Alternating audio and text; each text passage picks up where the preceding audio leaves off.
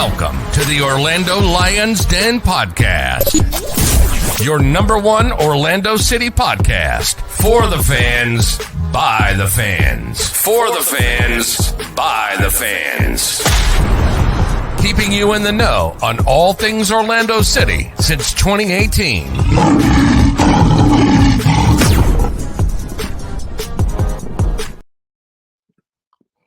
Hello. Maybe the last edition. Hopefully the beginning of the rest of the playoff. Hey, this is a position that we put ourselves into, right? So it's win or go home on Saturday. We're going to talk about it. Thanks for joining us again on Orlando Lions Den Podcast. Playoff edition, Game 3 edition. Let's get into it, boys. I'm here with my guys, Mike, Ryder. How you doing, Mike? Existential dread from Orlando City and other factors at the same time. Living the dream, brother. Living the dream. Yeah. Getting ready for your move, right? Yeah, getting ready for the move. And friendly reminder, the morning this comes out is Election Day. So if you have not voted, go and vote. You got to vote. You got no choice. If you're registered to vote and you're not voting, it's such a polarizing topic. So, yeah, I mean, not trying to put political opinions out there. I know I share my stuff on my personal page, but even if it's not the president, there's important amendments, especially in the state of Florida, that could impact the state. Take care of business, do your research, go out and vote. I'm not going to tell you what to do one way or the other, but it's important that you do it.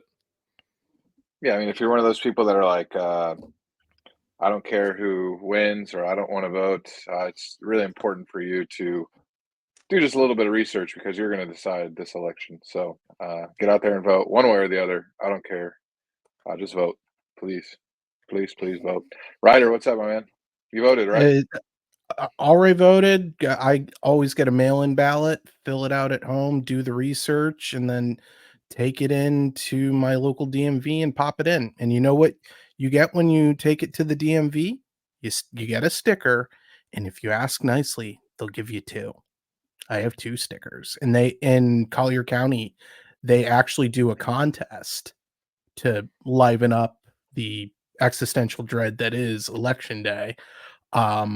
Which it should be a happier time, but that's neither here nor there. We could write a master's thesis on that.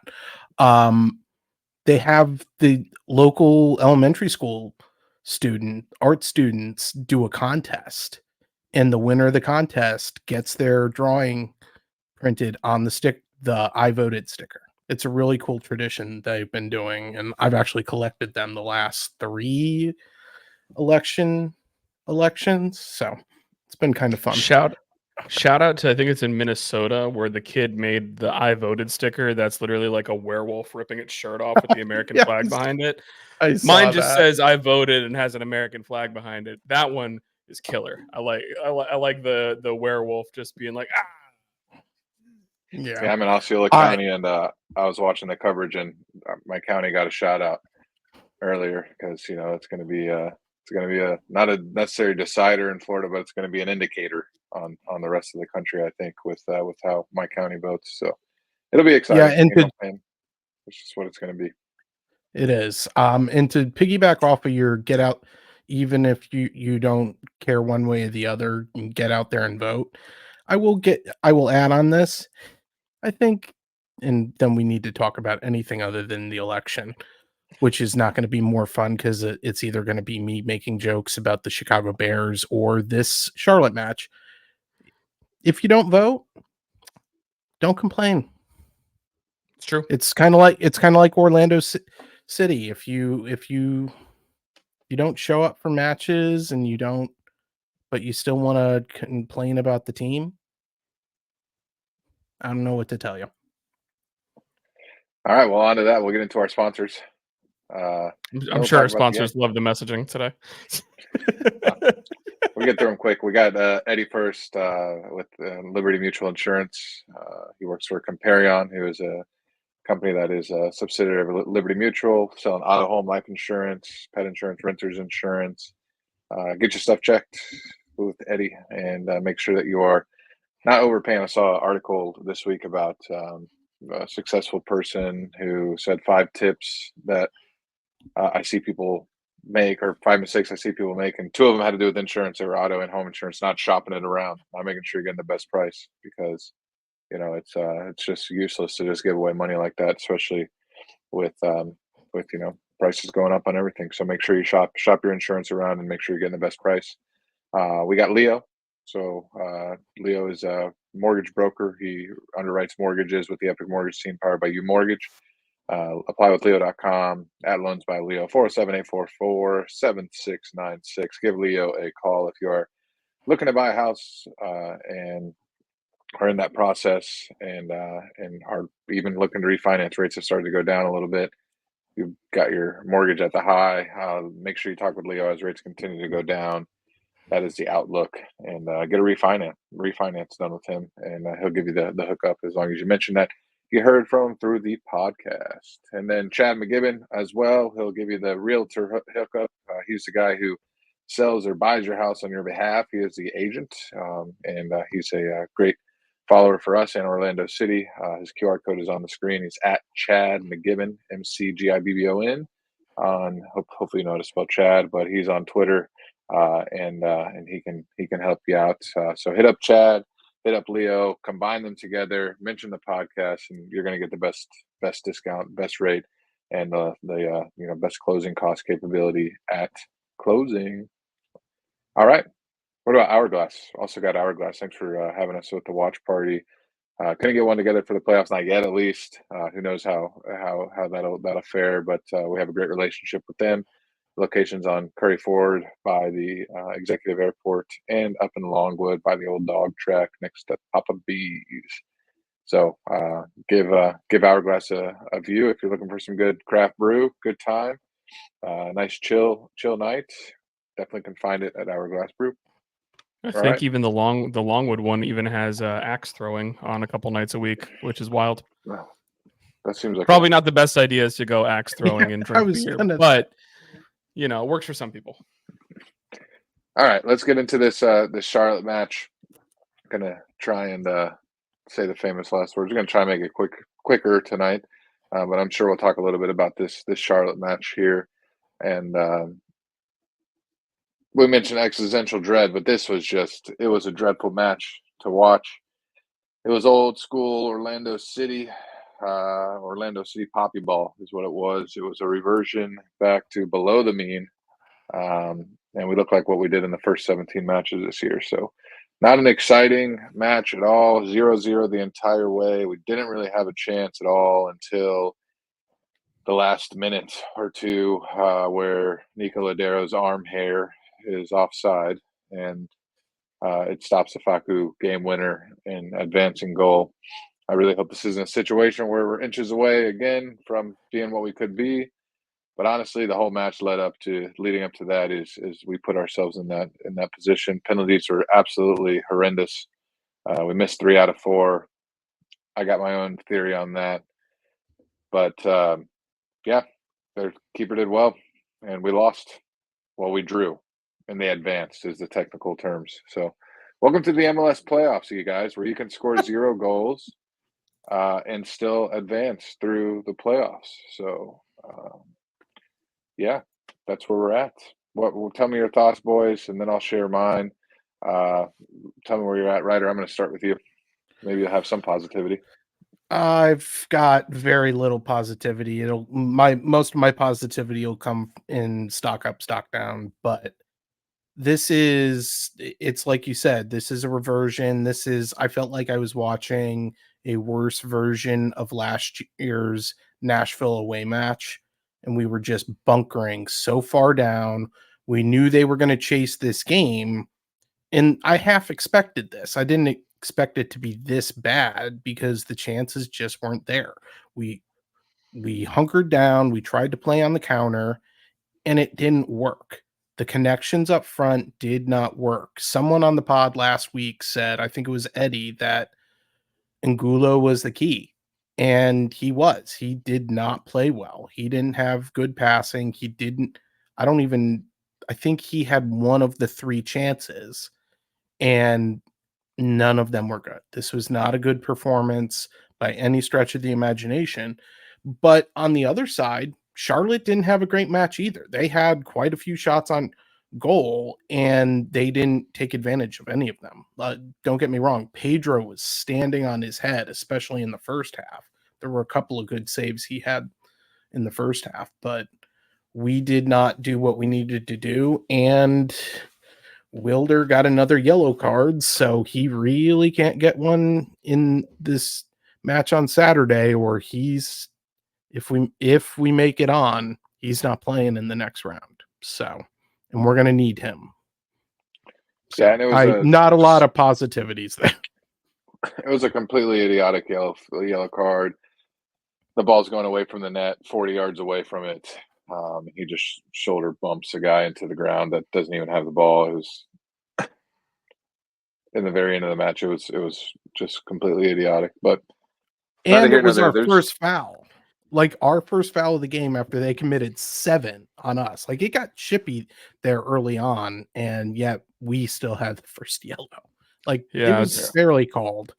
I'd argue that there was only one card that was dumber in MLS this week, and that was Hector Herrera getting a straight red card after VAR caught him spit at the referee after he walked past him. The only card that was dumber than what Wilder did. Yeah, I mean, there's two ways to look at it, right? We underperformed. We didn't score a goal, which we've been averaging, like 2.5 a game. It was just nasty. It was a disgusting performance. There's no way to get around that. It was disgusting. And nobody really played well except Pedro. And it was 0-0, right? Charlotte threw the balls to the wall. They tried to attack, and they wanted to absolutely knock us off in much better fashion, and they didn't, right? So that's a positive outlook of it. As for me, I can't get over the fact that the penalties went the way they did. Robin Janssen again, second up. I don't get that at all. It's saving your best PK taker for last is just asinine, in my opinion. I mean, if he goes first, if Facundo Torres goes first, there's a 100% chance that he gets a shot, right?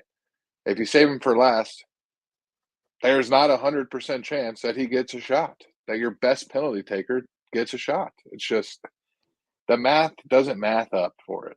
For me, it needs to be Facundo and Muriel 1 and 2, and then figure it out after that. So I'm frustrated at that. Frustrated with the Oscar Pareja performance, with the team and just not getting anything going. For much of the first half, I thought we were man down the entire half. I hated the way that we were playing. It was despicable, in my opinion. And I said this the last time I was on the pod, and it hasn't changed. Oscar's got 90 minutes. That's it. The team's got 90 minutes to save his job, in my opinion. You got to Charlotte with the home field. It's not. I can't see a way for him through, especially with the talent and the team that we have, the bench that we have. A lot of the MLS pundits and even the players on the other MLS team are saying that we are, behind Miami, the best team in MLS right now, and it would be truly unacceptable. So it's just all that talk about everybody saying, we're the Poppy out haters now, this and that. Well, this is when it matters. It matters in the playoffs. Whether you're the 7th seed, right, like the New York Red Bull, or the 2 seed like Columbus, this is where it matters. This is where you earn your paycheck. It's not games 18 through 34 or 1 through 17. It doesn't matter. So we have to win, and that's obviously speaks for itself. But we, if we want to continue what we have, we've on the other side of the bracket. There's already been a gift handed to us. Atlanta's forced to game 3 against Miami. This would be a massive, massive crash out if Charlotte comes in and advances. I don't want to say wins, because it's clear that they can advance without winning, because welcome to MLS. But just a massive crash out, and frankly unacceptable is what it would be. So you're talking about. Oh, sorry. No, it's just time to put it's time to put, we got to put it together. Chalk to the chalkboard. There's no time for anything else but to actually play. So I'm excited for Saturday, and I think the boys will show up, and I think we'll be all right. But Charlotte had 40,000 people there. It was their first home match, playoff match in their history. They went bananas. They got a 0-0. That's all they could muster, and it's going to be important for our guys to show out, not only for themselves, not only for the fans, the supporters, but for their coach too, because I don't see a way through if he has a second half of the season that we did. Everybody calls us the hottest team in MLS, and then we get bounced in the first round. So, Mike? Yeah, I mean, you were pretty much saying what I know a lot of people are thinking. And for me, watching the game, looking at how well we have been able to pepper other defenses over the last half of the season, and for us to not get a shot on target until the 83rd minute, especially when we're a team that is notoriously good at playing on the road, stressful. And it was one of those things that when I hosted Den After Dark after this game, which I'm not sure that I'm going to be able to host it after this game this weekend. When I hosted that, though, my only word was frustration. And it's similar to how I felt in the playoffs last year. In the playoffs last year, I felt that we were going in, we were a team that was, maybe our goals were a little bit luckier last year, but it felt like we were scoring goals for fun. It was kind of an at-will thing that we were scoring. And this time around, I feel like we were even more efficient this year. We were just scoring like it was nothing. And with that being said, to be that listless in this matchup, obviously I felt that we had in game one, I felt we played a perfect game. For game two to be so much the opposite, it was frustrating. Is the only way to describe it. And one thing that I also said on Den After Dark that I felt was kind of like how I was feeling. I was like, man, if we played this bad of a game and we're still able to win it in penalties, I think that would really be an indication of how good of a team we actually have. But for us to have such a bad game and then to still blow it in penalties, it sucked. And I'm like, I agree. I think Pedro played a great game. Anyone who's trying to blame Pedro on penalties, missed me with that. Like, penalties are a crapshoot. I don't put any blame on the goalkeeper on them unless he's getting his hands to it every single time, and it's just going through his hands. That wasn't happening with Pedro. We had 3 penalties that we took that were one or two of them were good saves from Kalina, and then one terrible miss by Robin Janssen. Obviously, Janssen skying it over the bar. I feel like Kalina's save on Ladero was pretty good, and Duncan's miss was just not a well-placed shot. So overall, PKs were bad. I feel like the game plan tactically was bad. And it's one of those things, we've been sticking with the same lineup, and we've been having the thought process of, if it ain't broke, don't fix it. Why did we change the tactics? Like, why did the tactics look like, if it ain't broke, don't fix it? Why did we go with something different? Why were we more listless in attack? Why was there so much possession without any end product? Like, it was just, again, I'm just going to keep rambling, saying the same crap over and over again, but man, it's frustrating. The tactics were a regression from where we were pre-Leagues Cup. And we were playing keep away. Like, that's what the game was. We were playing keep away. We were hanging on to possession, and we didn't do anything with it. And we had almost double the passes. On FootMob, I looked at the end of the first half. We had almost double the passes in our own half that Charlotte did. And that indicated everything I needed to see. I tried to find a heat map of the game and I couldn't find it, but I would imagine that the night and day difference between game 1 and game 2 is night and day, because we did the same lineup, but different tactics. And it shows, because guess what? This is the first match we have not scored a goal in since Leagues Cup. And only one of those in only one of those, we only scored 1 goal in, and that was on decision day against Atlanta. Every other game since Leagues Cup, we scored multiple goals, even if we've lost. Yeah, I we did had not that one realize bad that. game against Sporting Kansas City right after the Leagues Cup where we got shut Oh, out. that's That was right. it. I forgot about that. I mean, Yeah, still no. same point. I mean, it's one game after Leagues Cup, whatever, same thing, you know. But yeah, you know, the tactics are frustrating. 5 games in the last 2 years in the playoffs in 90 minutes. In the first 90 minutes plus stoppage time, we have given up precisely 0 goals in all 5 matches. We have pitched 5 straight shutouts in 90 minutes in the playoffs. And on that same hand, we have 4 goals. And that's in 3 out of 5 matches. So, you know, it's not good enough. You mentioned the goals that were against Nashville last year, Cartagena's banger, Angulo deflection off of McCarty. You know,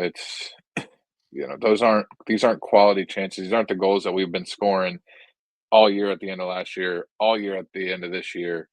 You know, the tactics, the idea, the approach to the match is 100% different, whether we win or draw, because that's what's happened. We haven't lost technically in 90 minutes in either of the last 2 years playoffs. So Yeah, I was gonna say, um, that I didn't even realize that stat that you mentioned, that in 5 straight playoff games, we have not conceded a goal in regulation. That's honestly insane. yeah, yeah. Which I mean 'Cause is great. It's great for the tactics, but is that the way that you win? You win championships, you know? well, that's Nope. the thing. The way that I felt about this game is we didn't play to win. We played to not lose in this game.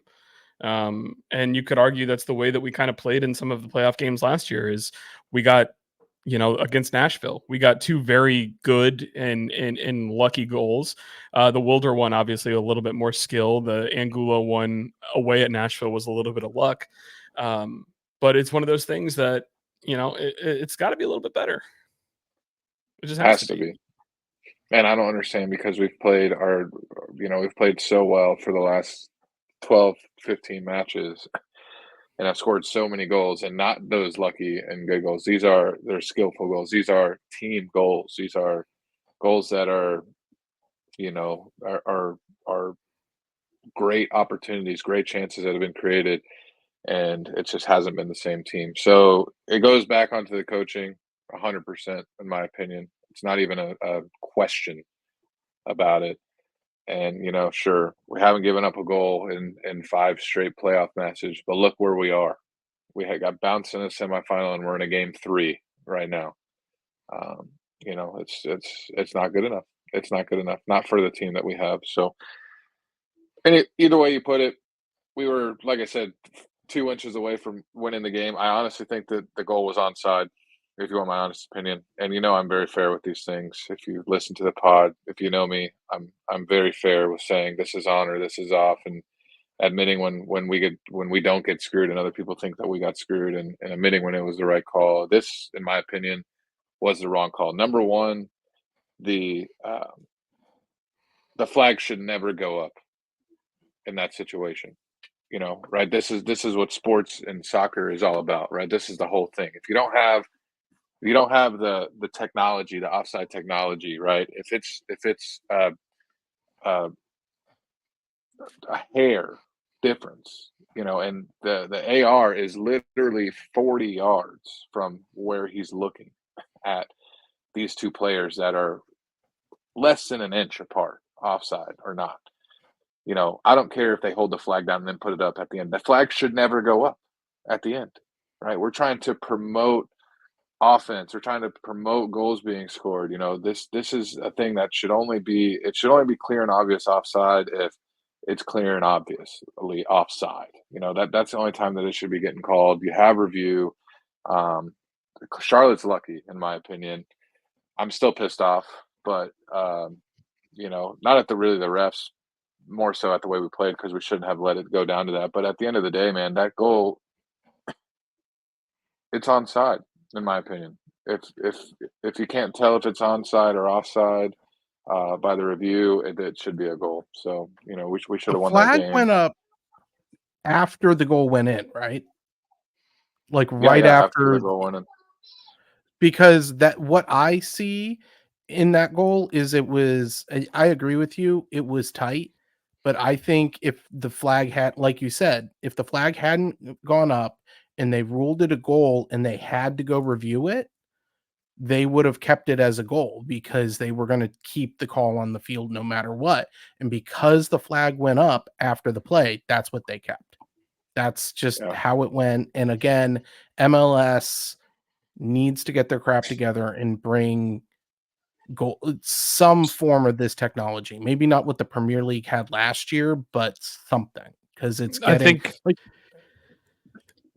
Sorry, I was going to say, I think they need to adopt what they had in the World Cup. Honestly, the semi-automated offside. I don't know how expensive it is to bring that technology in, but I feel like that's the way to go. I mean, on Den After Dark, I was a lot more vulgar in how I said how things happened. But looking at it, I can see how he was offsides, but I agree, in the moment, that is something that is just too close. Like it's just, I don't know. I feel like there needs to be a better way to go ahead and discern it, because I'm not necessarily upset about the call. So I might be a little bit different than you guys on that one, because it was very close and I could see the argument for offsides. But I think that we need a more clear type of technology, and it exists. It's out there. We know that it exists. So we want to be one of the leagues that's at the forefront of technology, and we're trying new things with rules all the time. Why don't we have better technology for this? Same reason. Why don't we have freaking goal line technology? goal line. Yep. Yeah, like I get the goal line, but let's be honest. Goal line technology. Each team plays 34 games. There's 1,000 MLS games played a year, and it comes into effect 3 times out of 1,000 games. The goal line technology. Okay, cool. This is an every game thing for every team. One of these offside rulings come down to making or breaking a game. So if they're going to invest some money, it needs to be in that. I'm not going to dwell on the call. I do think it was onside, just plain as day. But at the end of the day, if you're Nico Ladero, I mean, the guy was on the field for 18 minutes and was offside about 12 times. So get onside, brother. Don't leave it up to the refs. Get onside.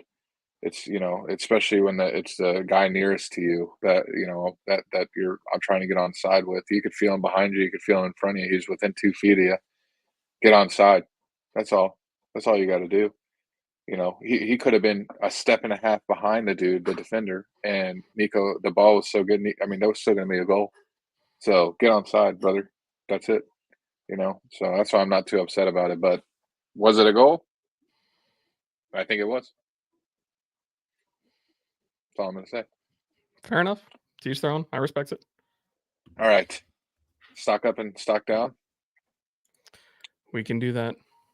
You want to? Who wants to pick one out of the 9 potential stock downs? I have 10 potential stock downs, so I'll go first. 10. Oh, I forgot about the subs. Stock up. I am going to go ahead and just do the glaringly obvious. I'm going to give it to Pedro. They really didn't. Their attack didn't really let up until probably the 75th or 80th minute, and he had a great performance, taking care of business to keep the game alive. So that way we did not concede a goal. So Pedro, stock up. Stock down. I'm sure that I'm stealing someone's thunder with this. Poppy. I like I said, I really disliked the tactics. I disliked the penalty kick shootout choices. I think that this game could have been handled way differently, and it would have been a positive result, and we wouldn't be sitting here talking about Game 3 today if the game was coached and handled better and managed better. Yeah, let's not forget that. I'm just realizing that they didn't even have their 10. Man, now they get them back. Ugh. Yeah, my stock down is Dagger Dan. No doubt, he's been miserable the first 2 games of the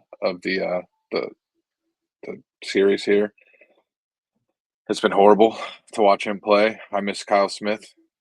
Put that down on the things that you never thought you'd hear me say. but I think you got to consider giving Kyle Smith the nod. I mean, look at the performances that we had with him and at that position while Dagerdan was out, and look at the performances that we've had the last two matches. So I think you got to be considering giving it to him. As far as my stock up, this is also famous last words, but man, I think Schlegel's played really well the last two matches. What are you doing? I think he's played well, and I was impressed with him in the last match. For sure, he picked up the yellow, but man, him and Pedro alone kept us in that match. That's why I said 9 out of 11, because I don't think you could give anybody a stock, any of those two a stock down at all. And I know I probably just would be sticking my foot in my mouth on Saturday night, but we need sage, man. We need I to think sage he's this played well, and he's got a yellow card to give. So I think he's done well, just only getting one in the first two games, unlike one of our other key players. That is true in regards to that. Although all I'm thinking of is the meme of the dad who he gets like bad news about sports and he's just like, God damn, and like smashes the top of like a door frame in his house. And as soon as you said Schlegel's name, that's all that was going through my head was that. And if something bad happens on Saturday, knock on wood, I'm sending you that meme as soon as it happens. Yeah, just clip it and add this on there. But listen, we got to give the flowers when the flowers are due. You know, I know. I agree. I agree. But I would have said it after I would have said it when he's holding MLS Cup at the end. That that's when he gets the flowers. No, he kept us in the game. He played well, and he kept his head for the majority of it. And yeah, had one bad foul, but it was kind of, if I remember, it was kind of a necessary foul, and that's just the way it goes sometimes at his position. But he's played well, and between him and Pedro, we would have lost outright to that game, in my opinion. But Dagerdan, brother, guy's been miserable, absolutely horrible. He's got to get it together. Which is a shame to say because he's been one of our best players throughout the entirety of the season. It's clear being away is important, and he hasn't brought anything offensively, and he's been not great defensively. Yeah, it's clear since he came back from injury that he's just not been in form, and he either needs to get his feet under him or we need to call up the accountant. It's like those commercials, those relievers commercials you see on football this year. Just call up the backup. Kyle Smith, next man up. Elimination game is not the time to be hoping guys get their feet underneath them and get back in form. That's what I'm saying. That's why next man up needs to be Kyle Smith. I agree with you. Kyle Smith needs to get the nod for this on Saturday. I'd rather take the B- over the D+, who has a potential, but he's been D+ the last two games. But hey, he might figure it out this game. Just give me the B-.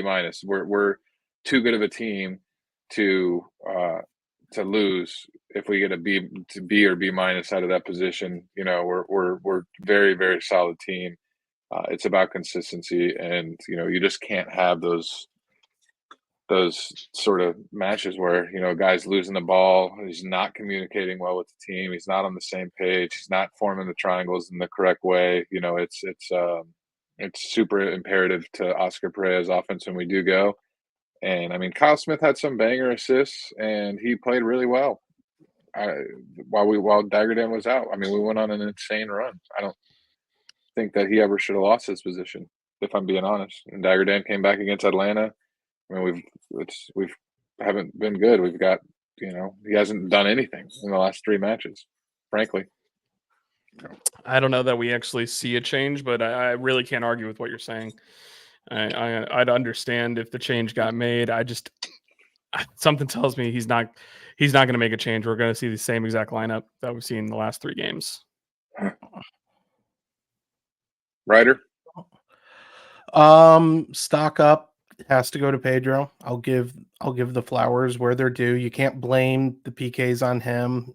He even had his intelligence on his little quarterback wristband, which I don't know if I've ever seen that for a goalkeeper before, but I'm sure it is. It's better than the water bottle.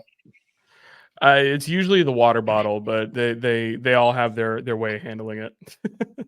Well, wasn't it Pedro that threw away somebody else's water bottle at some point in Copa America or something? I was gonna say I think that was during one of the South American tournaments, but yeah, I'm pretty sure that was Pedro.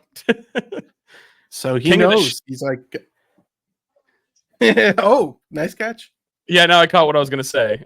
It rhymes with hosiery or ends with it. Anyway, stock down. I'm going to be a little unfair here and give it to Enrique.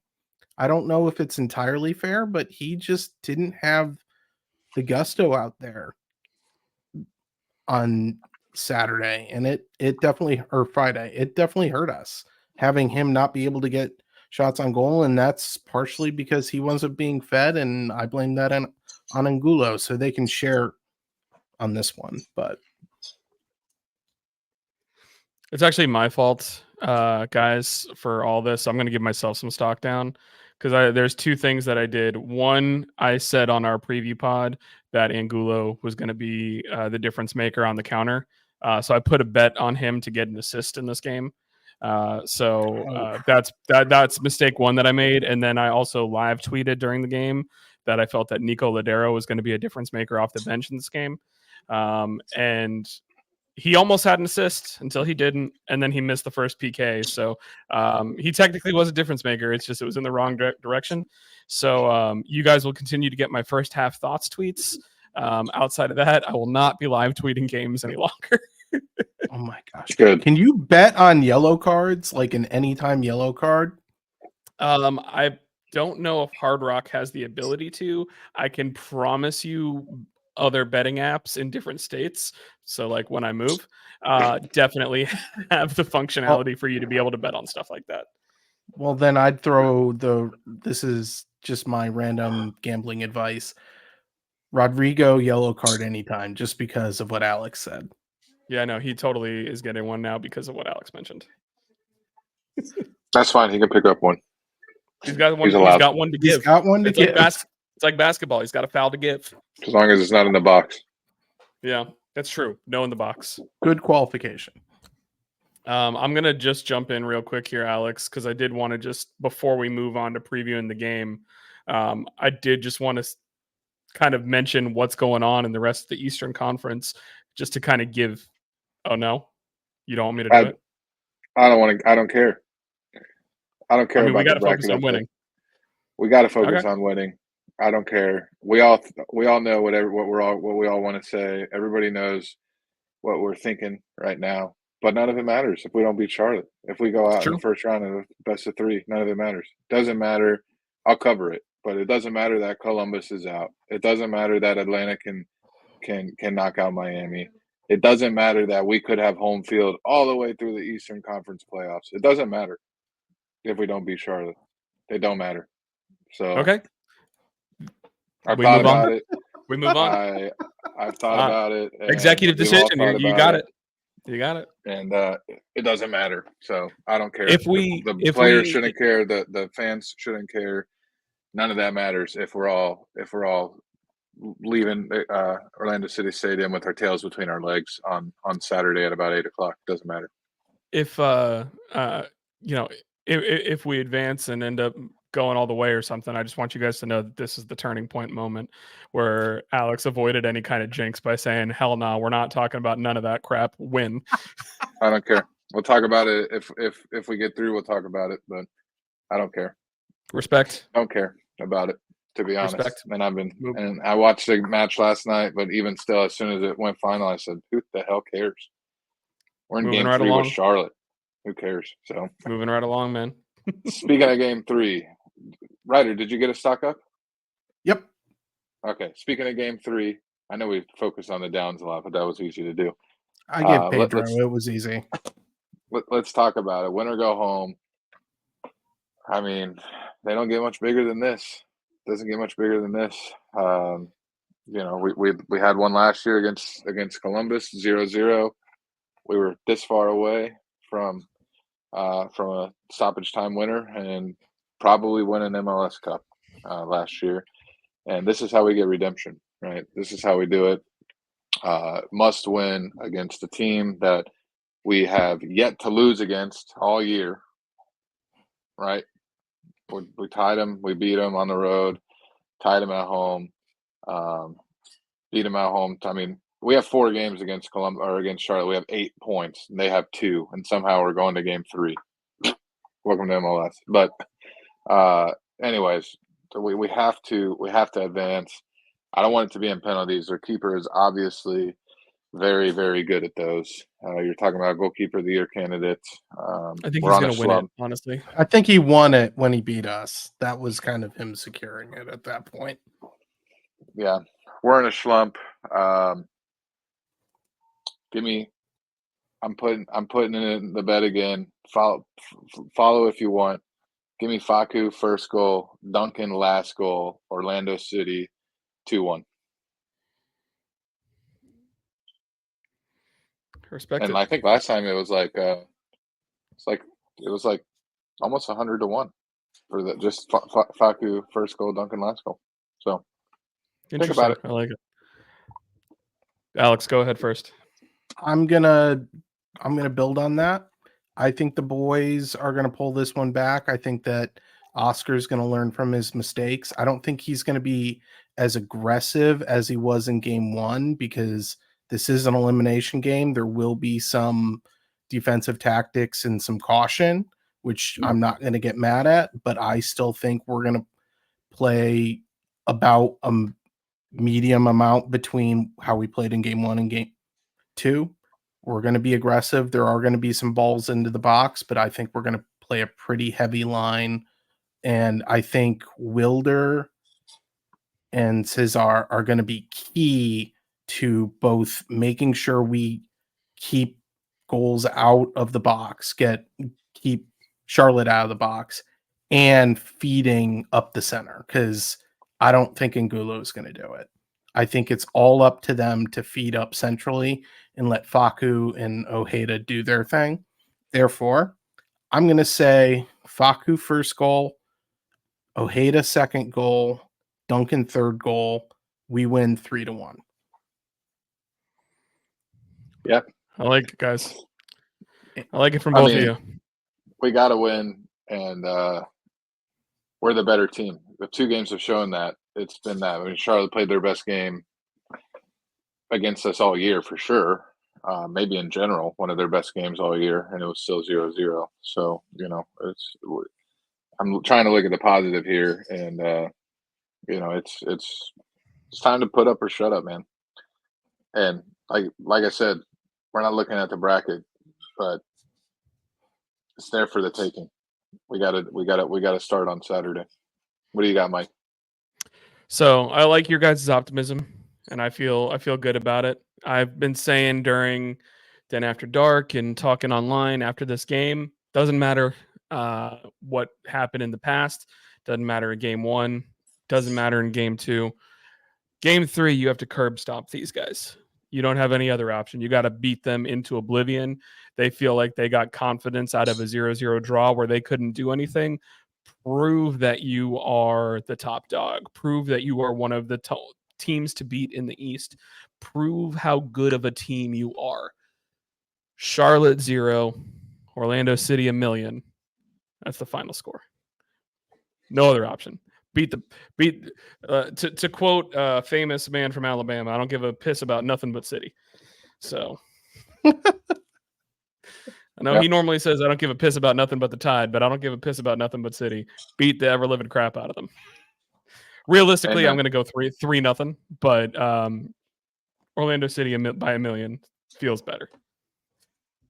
I like it. I hope it's 1,000,000-0.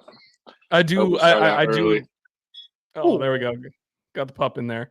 I will say though, Facu, Brace, Duncan finishing it. I like that a lot. And in the 2 games that we played in the regular season against Charlotte, Facu and Duncan both scored in each of those games. only Faku scored in the first game. So I think that we or it was Faku and Ojeda. Duncan's due. So give me Faku and Duncan on the score sheet for sure. Amen. It's time. Let's get to our shout outs and then we'll get out of here. I'm psyched, man. I'm ready for I think I'm gonna sit in the wall. I sold my tickets. I'm gonna sit in the wall. I'll be there. I don't know where yet, but I'm gonna stand in the wall. I think I'm gonna be there. Are you gonna go, Mike? It's your last one? No, unfortunately with getting ready to move and the fact that I unfortunately after my vacation had to spend time in the hospital. Pretty much the only weekend I can go see my folks is this weekend. So I'm going to go see my parents for an early Thanksgiving before I leave on Saturday. So that's why I'm like, I don't know if I'll be able to host Den After Dark. So, but yeah, so shout out to you guys and everybody in the community. Obviously with me leaving the state, it's kind of a bittersweet moment, but obviously big Orlando City moments. If we ever do anything with Hourglass, I'm going to find my way back. So that goes without saying. But I love the community. I love you guys. And that's super simple shout out. I love Orlando. I'm going to miss it, but it's time for a new adventure in life. But you guys aren't getting rid of me. I'm still going to be a part of the show. I'm not becoming a Rapids fan because I love myself way too much to do that. But especially them getting swept by the Galaxy. That was embarrassing. Only thing is I'm excited to go visit Coors Field. I've heard it's one of the best ballparks in baseball. So hopefully my Mets are good again next year. It'll be worth seeing them out there. So I know we just talked about looking forward and this and that, but I'll pick you up on the way to LA on December 7th. Sounds good. I'll need that. That's a matchup. We're going to the Didge.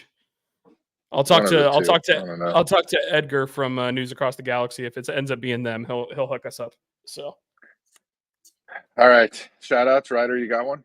Man, you guys are talking about December 7th, and I'm just sitting here like I've realized the other day that I counting the chickens again. I'm not going to be able to go if it happens. I will be literally getting off a cruise ship that morning. It sucks. Well, you got time changes and an airport. I mean, it sounds like I've already had this conversation with my wife, and she's like, "You're not getting on an airplane directly from the cruise." I'm like, "Oh man." I'm telling you right now, it just sounds like a quitter mentality. I agree. We'll say.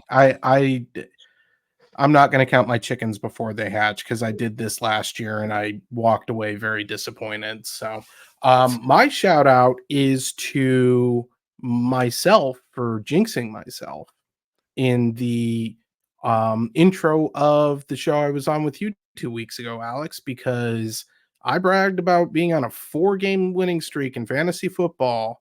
And since that has happened, the streak got broken the next week. I did win this week, but that's not by my own doing.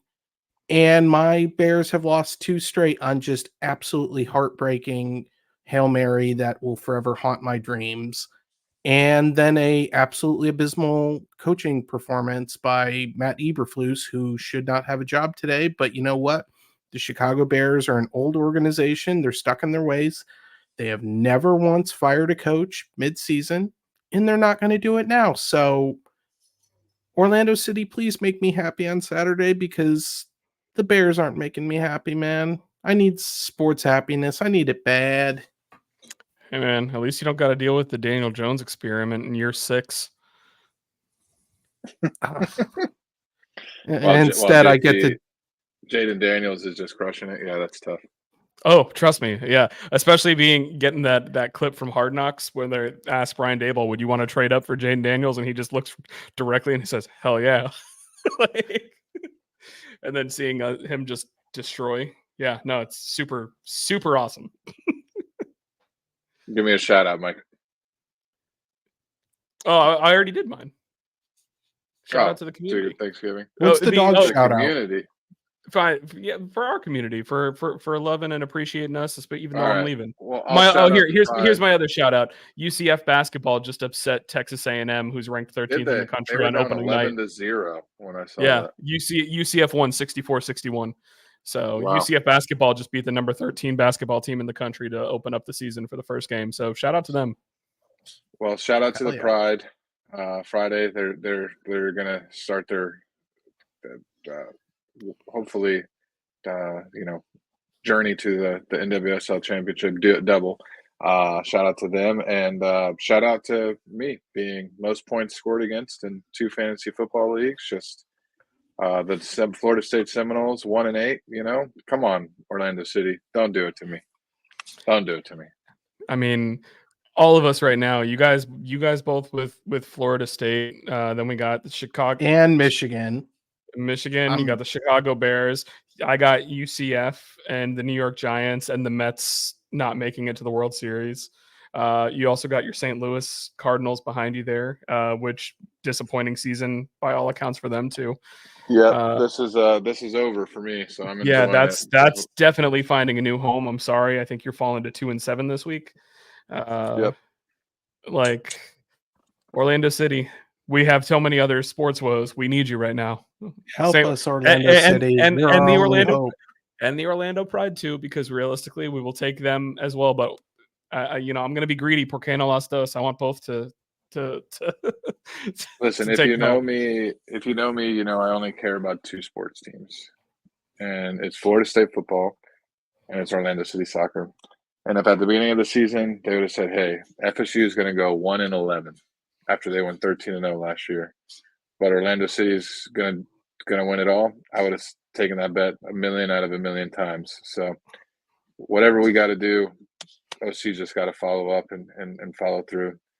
If the Knowles had to sacrifice, I'd do it again next year and the year after and the year after and the year after. So just the way it works. But you guys got anything else to add? No, man. They just need to get things done. We got to finish the job. It's no other option. Mike, are you going to have a similar get up at the new place? Yeah, I mean, I still have a couple. I have a couple scarves here that aren't hung up. I got a couple. I think I have 1 or 2 other posters I haven't hung up yet. I just need to determine if I'm going to set everything up in one of the bedrooms as my office, or if I'm going to take the basement as my office. So that's basement. What's that? I know exactly. I know. I'm so jealous. I love basements. That's one of the things that's going to be cool about the new place is it's only a 2-bedroom townhome, but the basement doesn't factor into the square footage. So getting 2 bedrooms plus a basement, it's basically a 3-bedroom townhome, which is nice. Yeah. So we just need to figure out. We know the basement's not finished, so we haven't really decided how we're setting it up, if we're going to turn it into an entertainment space or what. But I know my computers down there though. Computers, microphones, everything like that. I'm packing that separate, not in the truck. That's going to ride with me. So I'm probably not going to be on the pod next week unless if we're having one next week to preview the next game. So, knock on wood that we are. I probably won't be on next week because that's really when the move is happening. Yeah. You're not going to do it from the car? No, I shouldn't. We got 2 weeks. If we advance, we got 2 weeks. So that's true. That's also true. So yeah, I'll have the equipment though to be able to do one in a very blank space in Colorado, since I'm gonna get there probably about a week and a half before our stuff gets there. So nice. Well, good luck with the move. We'll miss you. Thank you, and we'll see you soon. As always, it's Vamos Orlando, y'all. We gotta win.